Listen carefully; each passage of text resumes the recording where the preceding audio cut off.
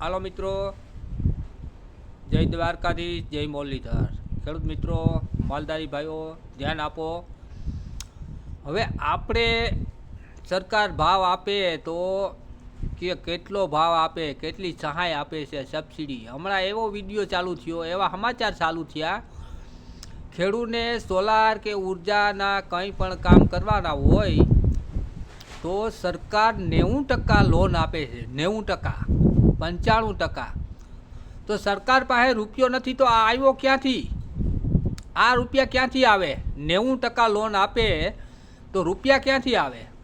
ખેડૂતને ભાવ વધારવો હોય તો પબ્લિક મરી જાય, અર્થતંત્ર વિખાઈ જાય, આવું બધું સંભળાય છે. આ બધા રૂપિયા ક્યાંથી આવે છે બોલો? ખેડૂત પાસે જે જેમ તેમ કરીને રોટલા ખાય છે એમાંથી એને લઈ લેવું છે કે આ ભલે લોનનું લે વ્યાજ ભરે. જ્યાં ધારું વિસ્તાર છે, વગડા છે, જંગલ છે, એ પણ કંપનીને વેચી દેવાનું થાય છે. આ સરકારે એવું ચાલુ કર્યું.